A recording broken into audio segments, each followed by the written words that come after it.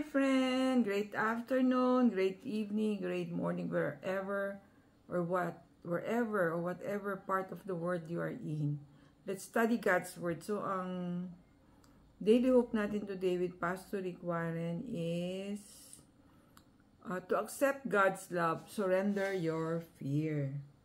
So, yung Bible verse niya is from Romans 8 verse 39. Nothing will ever be able to separate us from the love of God demonstrated by our Lord Jesus Christ. So Romans 8 verse 39. No matter what you do, you'll never make God stop loving you. So what an amazing truth, diba, na kahit na we are commit mistakes, nagkaroon tayo ng sin, no, against the Lord, pero He will always be there to forgive us, to accept us back.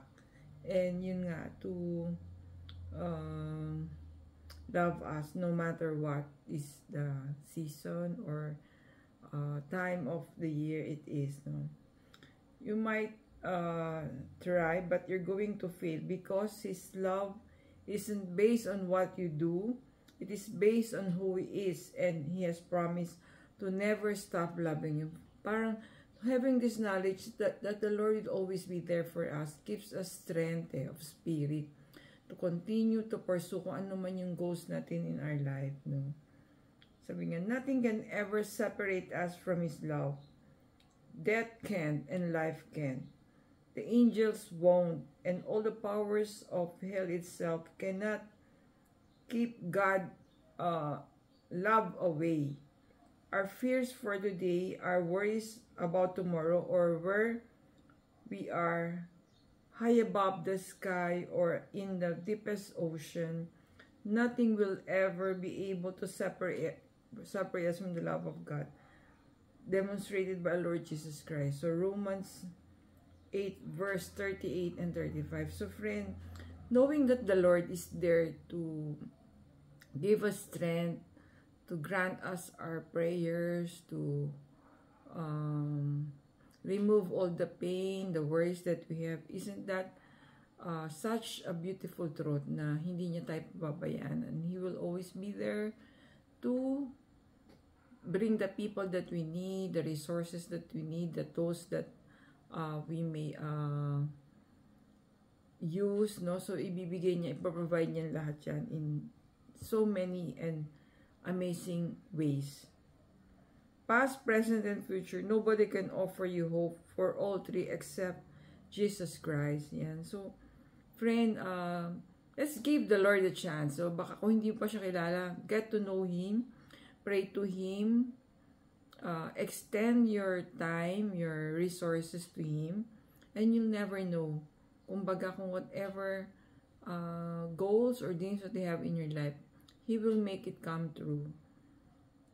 So, it's fear that causes people to walk away from God. So, bakit ba, despite all this amazing truth, no, parang lumalayo pa rin tayo kay Lord, no? It's fear that tells us not to let go of control. It's fear that convinces us we'll be let down if we trust anyone. It's fear that keeps us from putting our faith in something we can see. So, kumbaga yung fear discourages us eh. Parang creates, kumbaga ngayon misinformation, di ba? Maraming misinformation sa YouTube, sa internet, sa bagay. Newspaper, yun din, ganun din, di ba? Maraming mga false information that are being fed to us everywhere. So, in 1 John verse 4 to 18, there is no fear in love, but perfect love drives out fear. So, love daw ang solution, sinasabi ni Pastor Rick, to our fear is love. So, knowing that God loves us, knowing that our parents love us, that our husband love us, that our children love us, mawawala yung mga fears na yan eh. Face natin yung mga realities or challenges that we have because of love.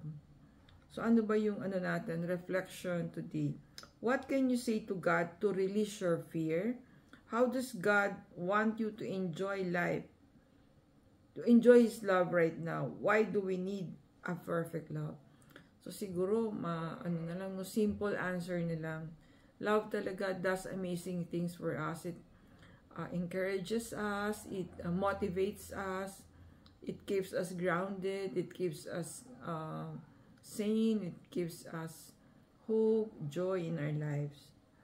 So very important talaga yung have you accepted God's love and invited Jesus into your heart? So, friend, wala pa ba si Jesus sa life mo? Baka ito na yung time for you to invite Him in your life. Baka yun yung difference that you are waiting for is accepting Jesus to be a part of your life. So, ito yung guided prayer ni Pastor Rick Warren. Dear God, I know I've sinned and I don't deserve your love. But you love me so much that you sent Jesus to die for me. I believe in Him and I trust that through Him I can have eternal life. Please forgive me for my sins. I accept Jesus as my Lord and Savior and I give my life to Him. Thank you for loving me, saving me, and giving me a fresh start. In Jesus' mighty name, amen, amen. Thank you for watching. See you in our next video.